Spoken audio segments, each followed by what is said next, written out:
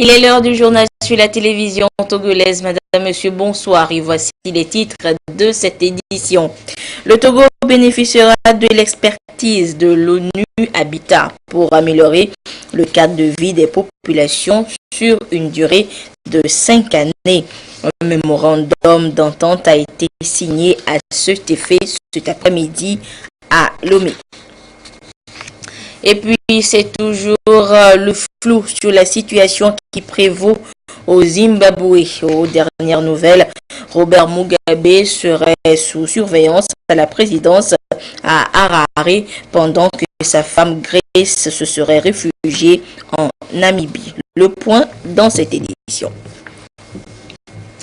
Voilà pour les titres. Une fois encore, bonsoir. Sachez que le Conseil des ministres s'est réuni ce mercredi au palais de la présidence de la République sous la conduite du chef de l'État, Faure Essozimna Gnazingbe. Nous vous proposerons tout à l'heure le communiqué ayant sanctionné ce conseil. 5 ans, c'est la durée du partenariat qui lie désormais le Togo et l'ONU Habitat. Durant cette période, le programme des Nations Unies pour les établissements humains apportera un appui technique à notre pays pour une amélioration significative du cadre de vie des populations. Et c'est ce que stipule le mémorandum d'entente signé entre les deux parties cet après-midi. Le compte rendu avec Serge Tastom et Augustin Kossi. Le gouvernement togolais et ONU Habitat engagés à promouvoir des établissements sains, fiables et durables. Un engagement marqué ici par la signature de ce mémorandum d'entente entre les deux parties pour 5 ans. Il fixe le cadre d'évaluation des besoins et définit les priorités pour les différentes interventions. En Afrique et au Togo, bientôt la majorité de la population va vivre dans des villes.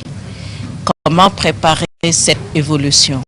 Comment préparer nos villes pour qu'elles puissent accueillir cette population?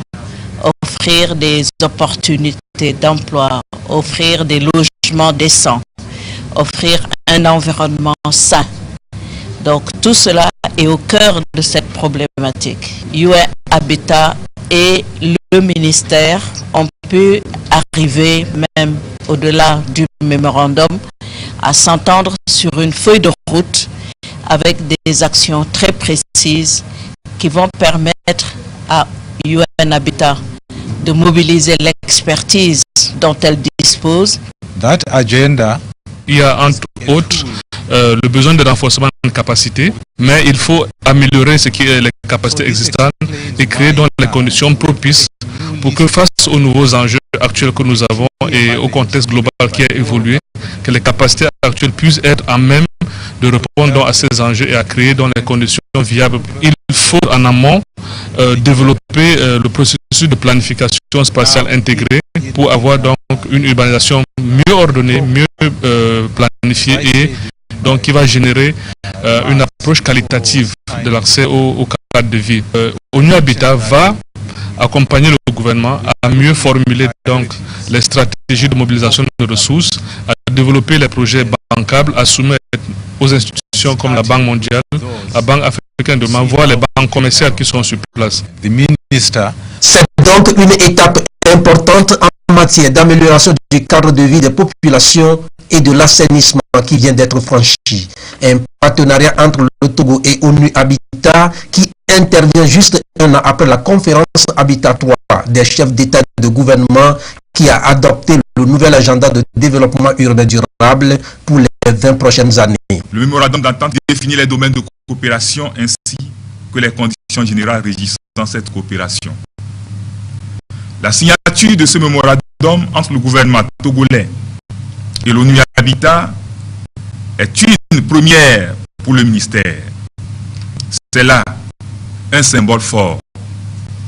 La mise en œuvre de ce mémorandum apportera quelques réponses aux questions du devenir en milieu urbain.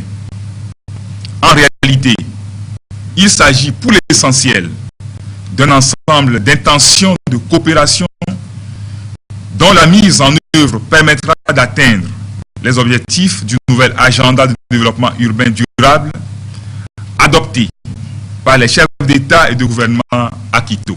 Au Togo, 37,7% de la population réside dans les villes selon les résultats du 4e recensement général de la population et de l'habitat de 2010. Ce taux passera à 50% en 2028 et à 58% en 2050 selon les projections, ce qui va entraîner sans doute des défis en termes d'occupation de l'espace, de mobilité urbaine, de pollution, ainsi que l'accès aux services sociaux de base.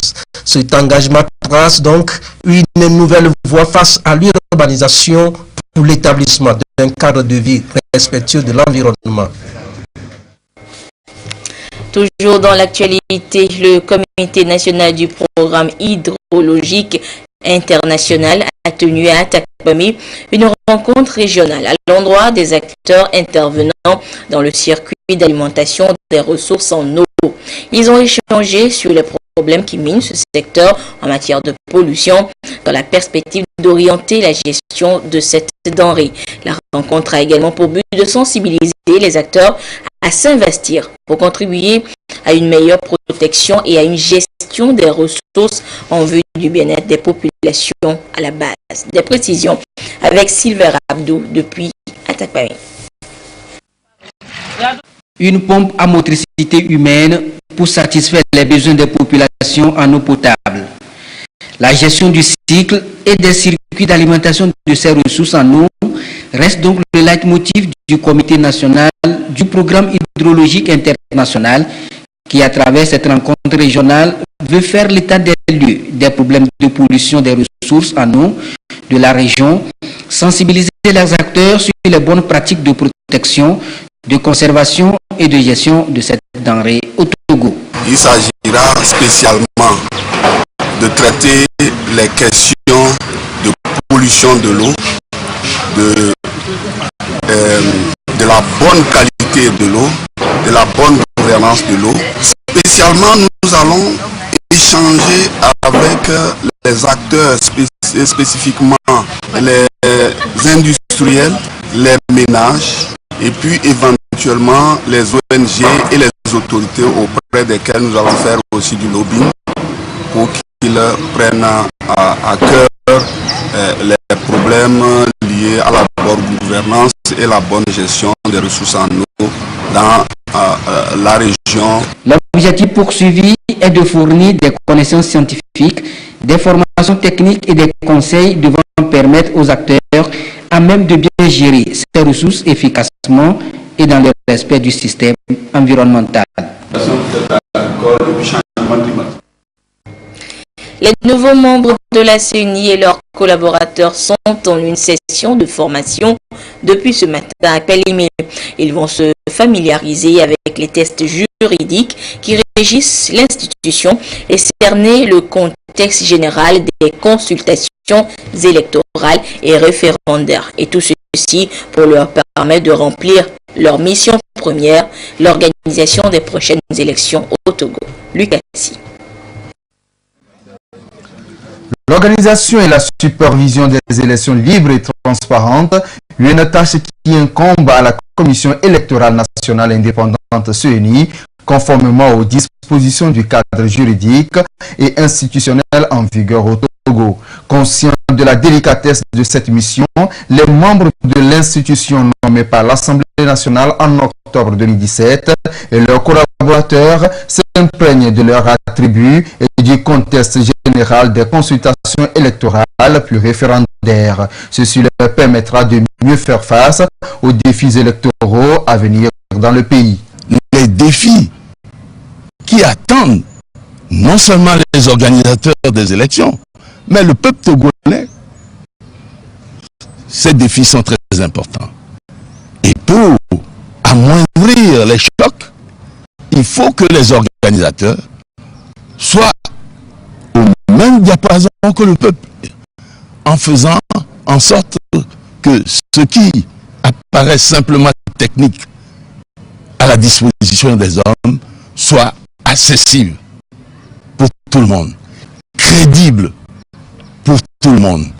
Pendant ces 3 jours, poser toutes les questions, être au même niveau d'information et finir par constituer un seul groupe. Au menu de la session de formation, la population des fondamentaux juridiques du contentieux électoral, de la sécurisation des élections et du rapport entre la CENI et les différentes parties prenantes au processus électoral. Dans l'accomplissement de ces prérogatives, la CENI participe à la consolidation des acquis démocratiques au Togo. Il ressort de cette session de formation une compréhension optimale des interventions des parties prenantes et une efficacité accrue de la CENI dans la mise en œuvre de ses missions au service de la nation. Les travaux verront également la participation de représentants des ministères et de l'administration publique qui interagissent régulièrement avec la CENI aux différentes étapes des processus qu'elle conduit. Et à Kara, ce sont les acteurs de développement de la région qui ont eu une séance de travail avec l'équipe chargée de la mise en œuvre du Profopège, entendez programme formation professionnelle et emploi des jeunes. Les échanges ont porté sur les mécanismes contenus dans ce programme, initiative pilotée par la GIZ, le service de coopération allemande. Depuis Kara, la correspondance de Nestor Mozo. Exécuté depuis 2012 dans les villes de Tchévié, Palimé et Soukodé, le programme formation professionnelle et l'emploi des jeunes sera étendu aux villes de Tapamé, Kara et d'Apaon. Financé par le gouvernement togolais à travers le Fonds national d'apprentissage, de formation et de perfectionnement professionnel, le Profopège est exécuté sur le terrain par le service allemand de la coopération GIZ qui a organisé cette séance à Kara avec les différents acteurs de développement pour partager avec eux son contenu. Le programme envisage tous les jeunes qui décident à rentrer dans une formation professionnelle de qualité, ça veut dire la formation duale coopérative pour augmenter leur employabilité. Ça veut dire après la formation, ils sont déjà prêts pour se présenter au marché du travail. Comme c'est une formation duale, c'est avec le secteur de l'artisanat. Ça veut dire l'apprenti va être 4 jours dans la semaine dans l'entreprise, chez un artisan, et il a l'accès à une centre de formation pour compléter ses connaissances théoriques. Donc l'apprenti est déjà dans un processus de travail, parce qu'il est déjà chez un artisan. 3 ministères sont impliqués dans la mise en œuvre du Profopège. Il s'agit du ministère de l'enseignement technique et de la formation professionnelle, du ministère de la planification et de celui en charge de l'artisanat des jeunes et de l'emploi des jeunes. En réalité, qu'est-ce qu'on fait? La GIZ, par des appuis multiples, que ce soit en artisanat, l'entrepreneuriat, tout ça, forme des formateurs en entrepreneuriat qui, à leur tour, vont former les jeunes en entrepreneuriat pour bénéficier des autres programmes du ministère qui existent. Donc, il faut qu'ils aient la formation en entrepreneuriat et qu'ensuite, ils intègrent les autres programmes, par exemple, le crédit jeune entrepreneur que le FAEJ met en œuvre. Donc, il s'agit d'un programme dans lequel on appuie aussi les structures du ministère en renforcement de capacité pour leur permettre de bien faire le travail. On appuie aussi le volet artisanal, la direction de l'artisanat, et concrètement dans ce cas-là, on appuie les chambres des métiers. Le programme formation professionnelle et l'emploi des jeunes est dans sa 3e phase. Cette phase prendra fin en octobre 2018 et sera suivie immédiatement par une 4e. La toute première édition du marché de bien-être et de la santé au Togo, MABEST, a fermé ses portes hier mardi à Lomé. Durant 3 jours, les visiteurs ont pu se faire dépister des maladies non transmissibles et transmissibles, le diabète et l'hypertension, et être sensibilisés par la même occasion sur les bons comportements à adopter pour les prévenir. Le reportage est signé Viviane Souvi, Ekwistala et Honoré Modjo. De nos jours, les maladies non transmissibles constituent un véritable problème de santé publique. Et pour lutter contre ces maladies silencieuses mais dangereuses, notamment le diabète et l'hypertension, le marché du bien-être et de la santé au Togo a, durant 48 heures, apporté sa contribution à travers des séances de dépistage volontaire de ces maladies chroniques. Une initiative du journal Santé et Éducation en collaboration avec le ministère de la Santé et de la Protection sociale. 23 ont été dépistés hypertendus et qui ne le savaient pas. Et nous avons pu, sur les 221 personnes dépistées, 30 personnes diabétiques. 7 personnes ont les deux affections. Alors cela est important et alarmant. Nous les avons orientés vers le CHU. Le marché du bien-être et de la santé au Togo entend amener la population à un changement de comportement pour son bien-être. À la fin de cette première édition, le bilan, à en croire les organisateurs, est satisfaisant. Nous avons atteint 7443 visiteurs. Donc cela démontre vraiment l'intéressement, l'engouement de nos populations à cette activité. Et donc c'est une satisfaction. Ceux qui étaient acceptés à exposer sur le site ont un produit aliment santé et homologué. Nous avons parlé de la patate douce à chair orange qui est une variété riche en vitamine A.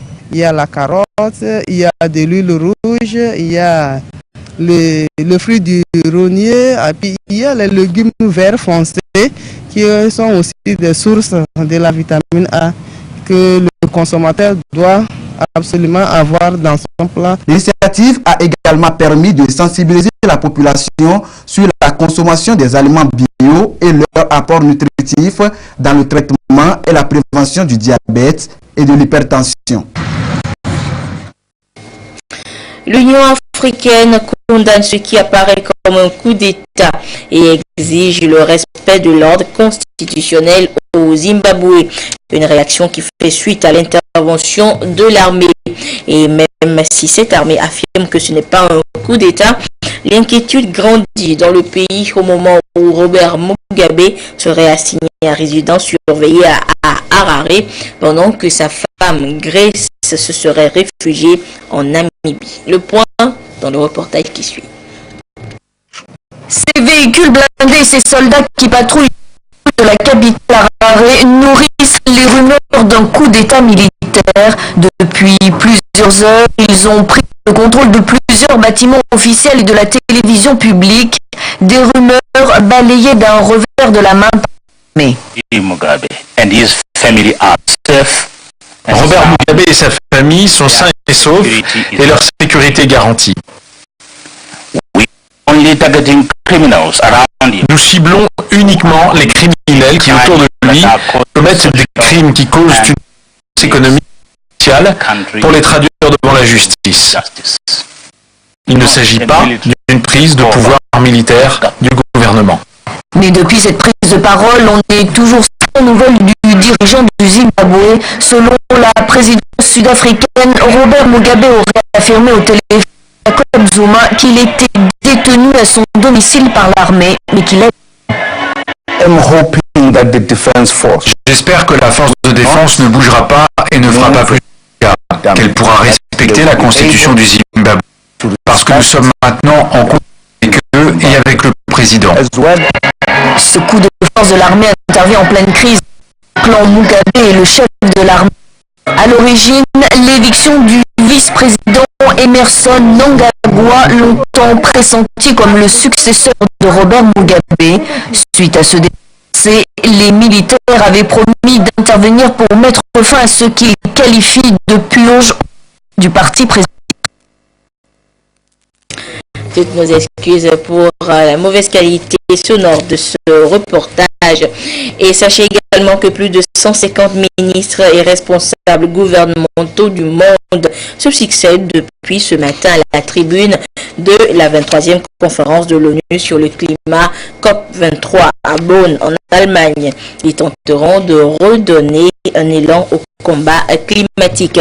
Et le président français de son côté, appelle l'Europe à compenser le manque de financement du GIEC, le groupe d'experts intergouvernemental sur l'évolution du climat, ceci lié au retrait des États-Unis de l'accord de Paris sur le climat. Un feuilleton à suivre. Au Togo, le canton de Sagbado sera bientôt doté de nouvelles infrastructures routières. Les travaux d'aménagement ont été lancés ce jour dans le dit canton par le préfet du Golfe et le président de la délégation spéciale en présence des chefs traditionnels et la population. Ces pistes rurales choisies donc comme un accord avec les populations elles-mêmes et les autorités locales vont permettre à ces populations riveraines de vaquer librement et facilement à leurs occupations. Dodo Hari. Afin que les populations... Cette voie illégalement occupée par les populations sera désormais ouverte à la circulation dans quelques semaines. La préfecture du Golfe et la délégation spéciale s'activent ainsi pour désenclaver les différentes localités du canton de Sagbado afin de favoriser une meilleure circulation des personnes et des biens. Le chef de l'État a insisté que toutes les villes, tous les cantons, toutes les fermes connaissent le développement afin que les populations soient à l'aise. Et le développement part de la route. Il s'agit d'ouvrir une voie qui va aider les populations à faire leur activité économique. Tous ceux qui occupent des domaines de l'État sont invités à les libérer rapidement. Parce que le Togo aujourd'hui évolue. Le chef de l'État fait des efforts pour que aujourd'hui nos villes soient dotées de centres de formation et il faut que nous ayons des places pour pouvoir construire ces places de formation. Et sans cela, je ne pense pas que le développement soit possible. C'est une piste rurale qui part de Sagbado-Tri et s'achève à Sagbado à Delakopé. Elle sera ouverte sur une longueur de 1,5 km et une largeur de 24 mètres. Les autorités locales et les populations s'engagent à œuvrer pour le bon déroulement des travaux. Nous avons beaucoup de routes et maintenant que la délégation spéciale vient dégager les occupants, nous sommes prêts à œuvrer pour l'ouverture de ces voies. Nous sommes contents et c'est ce que nous voulons dans notre canton de Sagbado. Les gens occupent anarchiquement les réserves qui normalement devraient servir à la construction des écoles pour nos enfants. Nous remercions le gouvernement et le chef de l'État pour tout son engagement aux côtés de la population de Sagbado. La préfecture du Golfe compte mener des actions dans plusieurs autres cantons pour libérer les réserves administratives pouvant accueillir de nouvelles infrastructures scolaires, de transport et des marchés modernes. Le préfet du Golfe a saisi l'occasion pour sensibiliser la population sur le respect des plans d'aménagement urbain et sur l'entretien de ces pistes rurales. Le préfet a en outre convié la population à promouvoir les valeurs de paix et de citoyenneté. Et je vous annonce le Conseil des ministres qui s'est réuni ce mercredi au palais de la présidence de la République sous la conduite du chef de l'État, Faure Sozimna Nyazingbe. L'essentiel de ce conseil est présenté par le ministre Sani Yaya de l'économie et des finances. Conseil des ministres du mercredi 15 novembre 2017. Le Conseil des ministres s'est réuni ce mercredi 15 novembre 2017 au palais de la présidence de la République sous la présidence du président de la République, son Excellence M. Faure Sozimna Nyazingbe.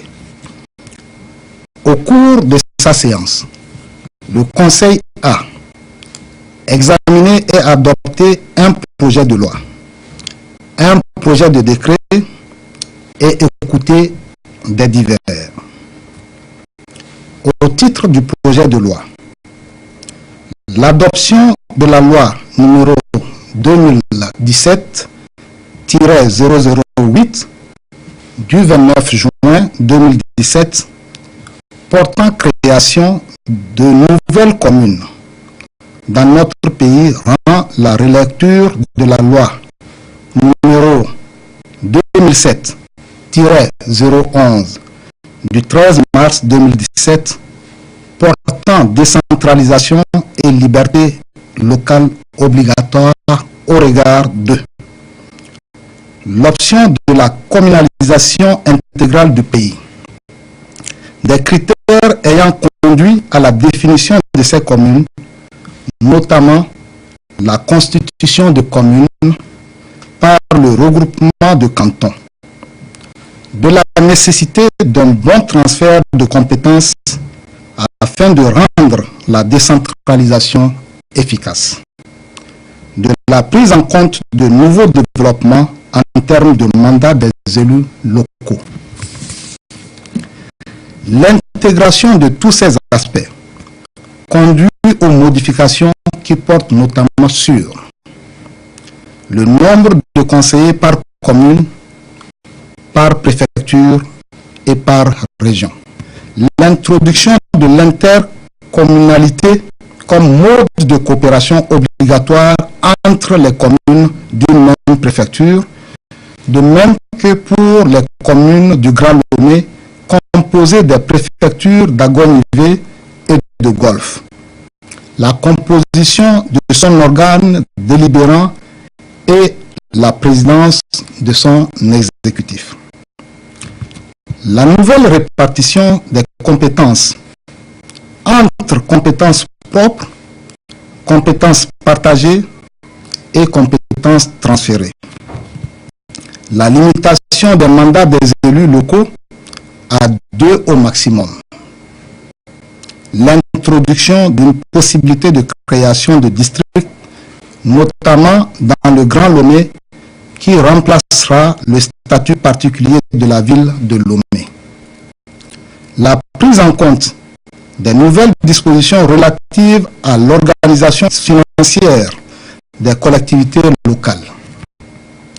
L'introduction du Conseil national de suivi de la décentralisation, la participation des chefs de canton au débat des conseils municipaux à titre consultatif. Au total, 72 articles nouveaux sont introduits, 45 ont été modifiés et 63 articles abrogés. Ces nouvelles dispositions sont de nature à favoriser la mise en œuvre efficace de la décentralisation dans notre pays. Au titre du projet de décret, à la suite de l'adoption par le gouvernement le 11 mars 2016 de la feuille de route et après la tenue de l'atelier national de la décentralisation et la première réunion du Conseil national de suivi de la décentralisation, l'Assemblée nationale a adopté le 23 juin 2017 la loi numéro 2017-008 portant création des communes. Conformément aux dispositions de l'article 2 de la dite loi, le ressort territorial et le chef-lieu des communes ainsi créés doivent être fixés par décret en Conseil des ministres. À ce stade, il s'agit de fixer l'étendue géographique sur laquelle s'exercent les compétences de chacune des 116 communes. La création des communes ayant été faite par regroupement de cantons, il s'agira de préciser pour chacune d'elles les cantons sur lesquels la commune exerce ses compétences. Il convient de rappeler qu'en combinant les critères sociologiques, historiques, démographiques, géographiques et économiques, il a été retenu que chaque préfecture ait au minimum 2 communes. chaque chef-lieu de région 4 communes, les autres grandes préfectures, outre le chef-lieu de région 4 communes et les préfectures de taille moyenne 3 communes.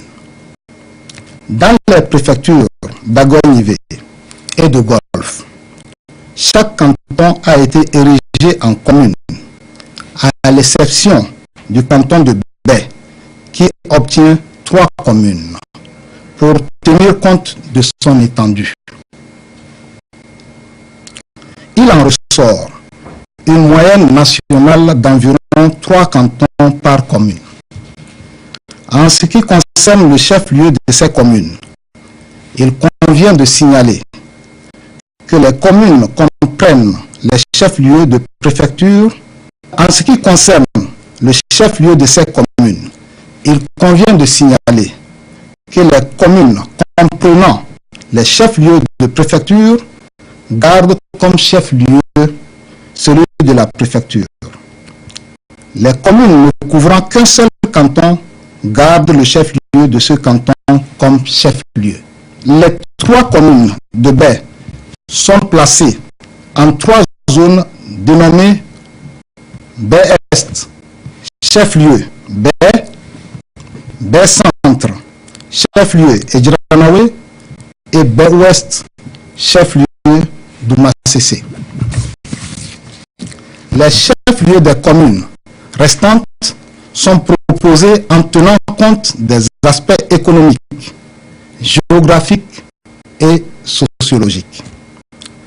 Le Conseil des ministres de ce jour a statué seulement sur 2 régions du territoire national, à savoir la région maritime et la région des savanes. Les régions restantes feront l'objet des examens futurs en Conseil des ministres. Il convient de rappeler que dans le processus de la décentralisation en cours dans notre pays, le gouvernement a toujours privilégié l'approche inclusive. Ainsi, le projet de détermination du ressort territorial et du chef-lieu des communes adopté ce jour a été préalablement discuté et enrichi au sein du Conseil national de suivi de la décentralisation. Au titre des divers, le Premier ministre a rendu compte au Conseil de la tenue le mardi 14 novembre 2017 à la salle de réunion de la primature de la réunion du comité de concertation entre l'État et le secteur privé. Ce cadre de concrétisation est l'expression de la volonté manifeste du gouvernement d'associer étroitement le secteur privé comme partenaire privilégié à la politique de développement de notre pays. Présidée par le Premier ministre lui-même, la réunion du comité de concertation entre l'État et le secteur privé avait pour objet de discuter avec les acteurs du secteur privé et de les rassurer par rapport aux mesures prises par le gouvernement. Aussi bien dans la loi de finances rectificative exercice 2017 que dans la loi de finances exercice 2018 en vue de favoriser davantage l'investissement, susciter la consommation et donc stimuler la croissance. Par ailleurs, la réunion a permis au gouvernement d'informer le secteur privé sur les mesures politiques envisagées afin de régler rapidement la crise conjoncturelle que vit notre pays. Il faut noter que cette rencontre, qui a aussi pour objectif essentiel de prêter oreille attentive aux préoccupations des acteurs du secteur privé, a permis à ces derniers d'évoquer avec amertume les conséquences conséquences négatives des manifestations de rue sur le bon déroulement de leurs activités. À ce sujet, les opérateurs économiques ont fait état des difficultés qu'ils éprouvent en ce moment avec certains de leurs partenaires, notamment pour ce qui concerne leur carnet de commandes.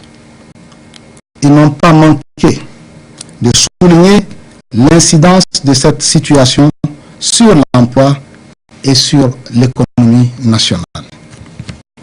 À l'issue des travaux, il est demandé au comité technique de se retrouver avant la fin du mois pour élaborer un plan d'action d'urgence et un plan à moyen et long terme pour soutenir davantage ce secteur en s'appuyant sur l'opérationnalisation de l'Agence nationale de la promotion des investissements et de la zone franche APIZF.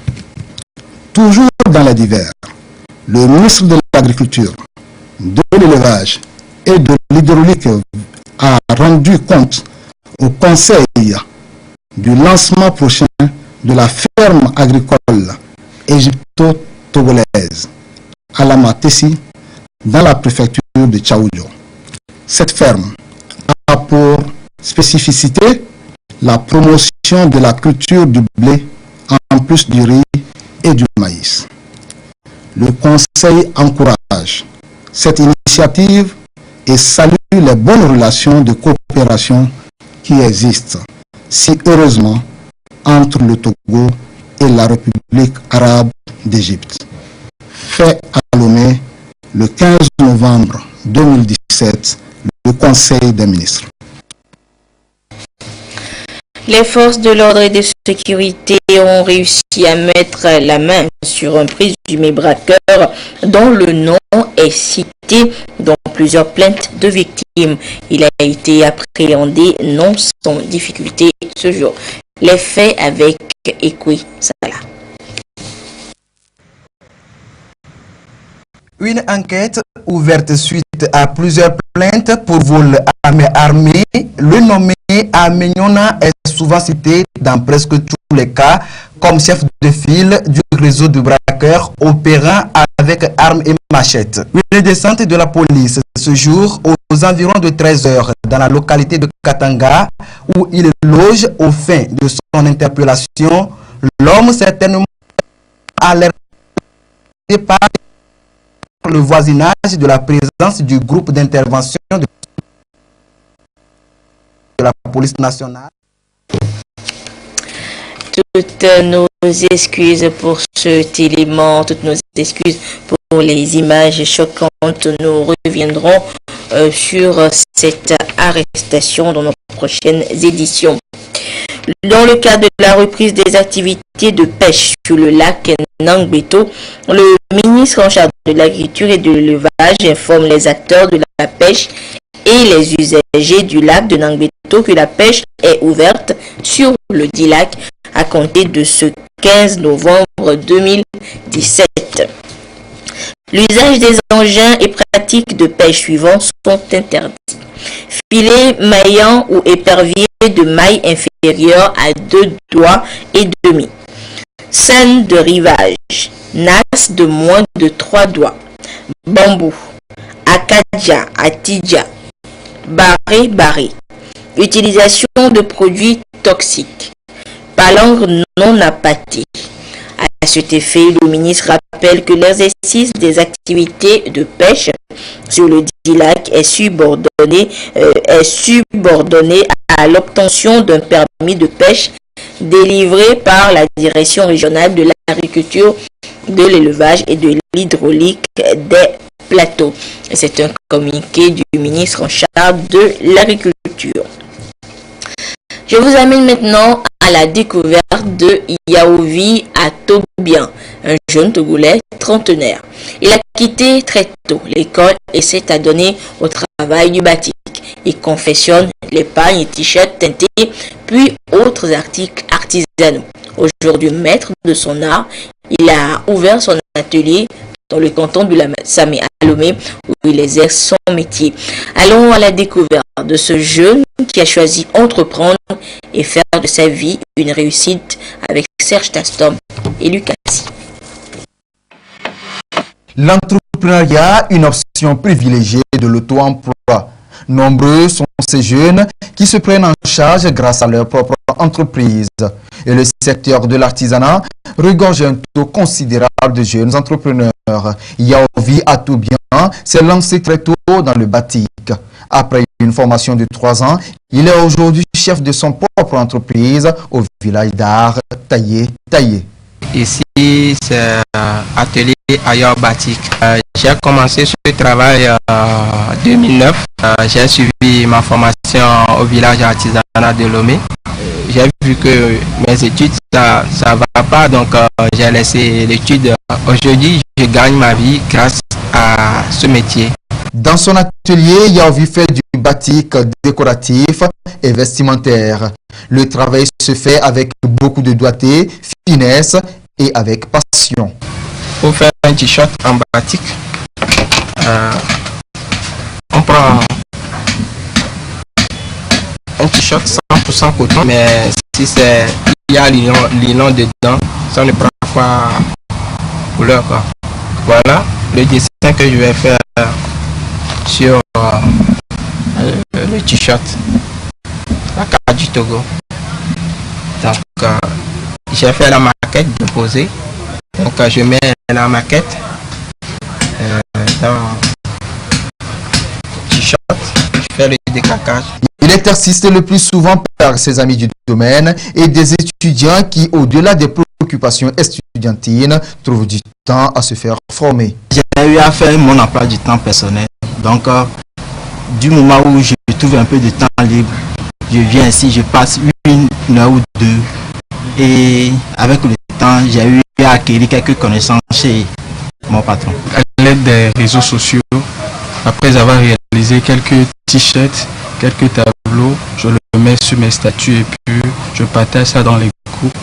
Et quand il y a commande, moi-même je commence, je viens à l'atelier, je commence ici, je termine à la maison, je livre en même temps. Le cirage est l'étape suivante du décalcage du motif sur le t-shirt avant teinture avec un mélange de produits chimiques appelé bain de teinte.